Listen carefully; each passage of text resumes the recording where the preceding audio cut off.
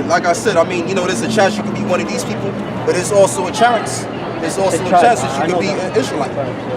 You know? Because I just want to say they also found in Kenya. So I was going to say that they said there would be a deliverance in Cush. Right. I read that in Isaiah 11th chapter. Yeah. So you have an abundance of our people in Ethiopia right now. Yeah. Right in East Africa right now, in the land of Cush. Yeah. So you have looking like your people, looking like you. Yeah.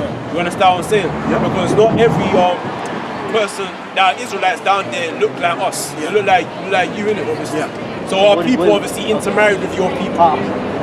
How did they get there? We've got migration. Over centuries. We've been dispersed. We went to East Africa, North Africa. We settled in North Africa.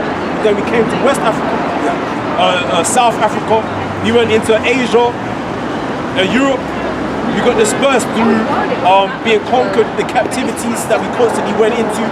Our people kept on being dispersed into all the neighboring countries, man. Yeah. And then a lot of us went to Kush, East Africa. Yeah. Because you gotta understand, because see, what we've been taught all along is that people stay in the same spot. People don't migrate, but people have been migrating throughout the millenniums. People don't stay in the same spot. It's like, for example, you may look at me and think, oh, I'm African, just by ignorance. But originally, we all come from Israel. Okay, the land of the so-called Negro, or the so-called black man, let me turn around.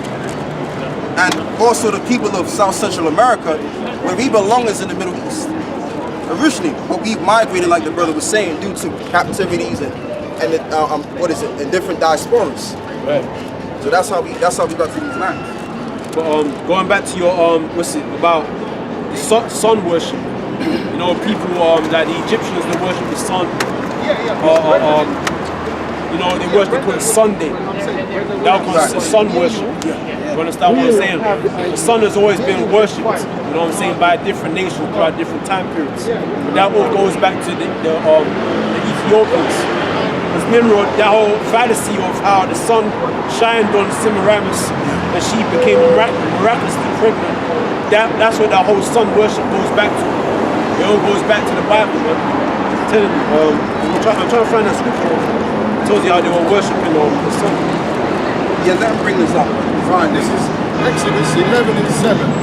But against any of the children of Israel shall not a dog move his tongue against man or beast, that ye may know that the Lord doth put a difference between the Egyptians and Israel. Right, because we don't understand the so-called blacks that went into captivity. We look like the Hamites, but there's a difference between us. The difference is that we're from Shem, and the other indigenous Africans, so-called, come out of the lines of Ham. Whether it was Kush, whether it was the original people of Egypt, which is Montisarium, and the indigenous people of South Africa, which is the Canaanites. All right, so we're different. All Ethiopians, Eritreans, and Sudanese. Yeah, they're Kushites. They're all Hamites. Really? Yeah, all from the sons of Ham. Do you think that where I'm from, there's a lot of tribes. Say that again? There's a lot of tribes. You know what I mean? Yeah. Different languages. Yeah, but that happens because even amongst Israel, even amongst our people, hey, you have like, for example, West Africa, right? Now there's multiple different tribes in West Africa where this brother's from. Like you have the Adama tribe, you have the Yoruba tribe, you also have the what is it? The Fanti tribe and the Ashanti tribe from Ghana. But when you actually understand something, they're all the same people.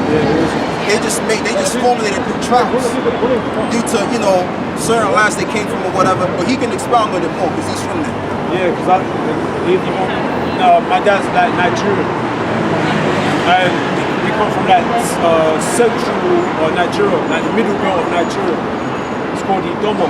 We're like related to Igbo and Tiv. So there's all kinds of languages in that one country alone, Nigeria. Yeah. There's dozens of languages. But majority of the people there are they're all the same bloodline, they're all the same flesh and blood. Yeah. All the same people. It's different like tribes, you could say. And we're even related to the people Ivory Coast, Ghana, Sierra Leone. You know what I'm saying? We're all the same people, just that over the centuries we've parted and just become, you know. You understand what I'm saying? Yeah. But I also want to, can I get this? Yeah, you're going. This is Ezekiel chapter 8, verse 14. Listen, Then he brought me to the door of the gate of the Lord's house, which is toward the north. And behold, there sat women weeping for Tammuz. Right. Which goes back to what he was going to, the sun god. Because like he was going into Tammuz, brother, what is it? Right, Semiramis is in Tammuz. Yeah. Right, which goes back to what is it, sun worship, right? Yeah, that was going back. You go into it.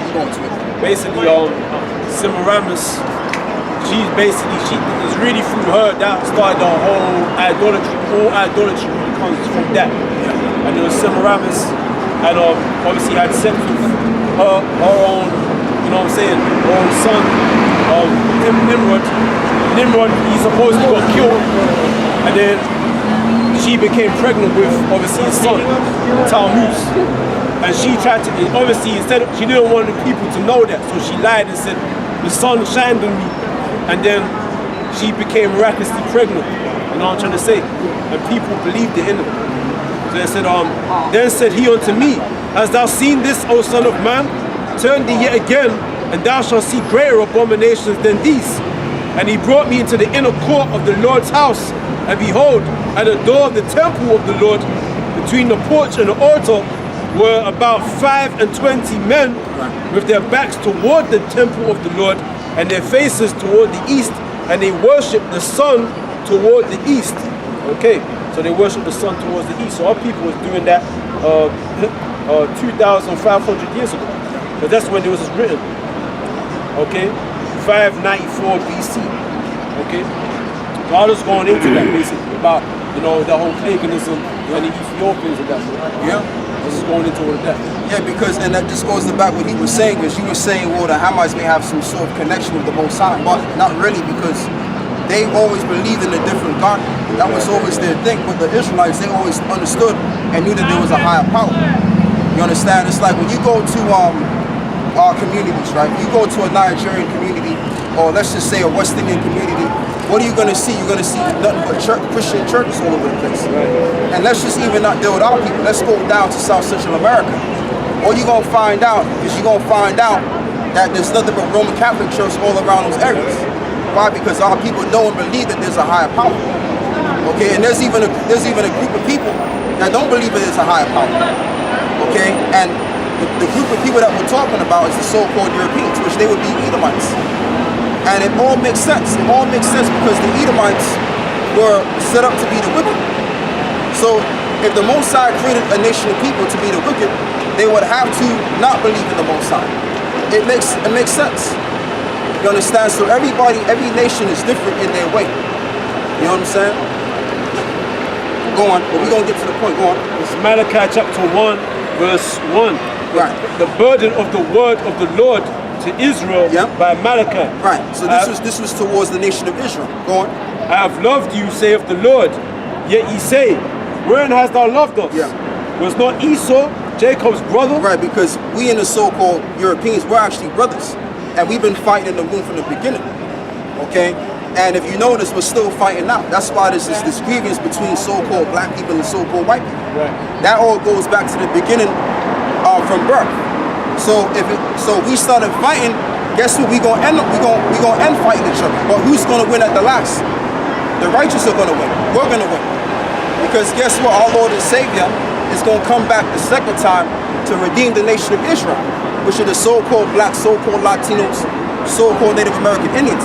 And it's not a coincidence that the so-called Europeans hates all these people. Naturally. Because these are the people of Jacob, their brother. You understand? Go on.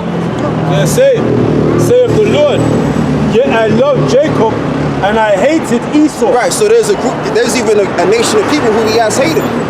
And he just walked down the street. All right, because we're not out here to pick on nobody.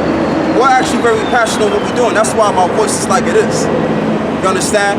But a part of me, I'm pissed off at the same time, though. But the point of the matter is that at the end of the day, there's a group of people, and this goes back to my point again, because I want to do the point of the matter, how you have a nation of people that was not given any form of right to receive mercy. You understand? So I want to dive right back into that. Go on. And say, and I hated Esau Yeah. and laid his mountains and his heritage waste for the dragons Yeah. of the wilderness. Right, so there's a nation of people on the earth whom the Most High hates. I'm going to say it again. There's a nation on the earth whom God hates. But I thought God was all love. I thought God didn't hate nobody. But when you read the Word of God, it tells you that He hates a nation of people. And He can't do that. Why? Because He created them. He's the father of them. He's the origin of them.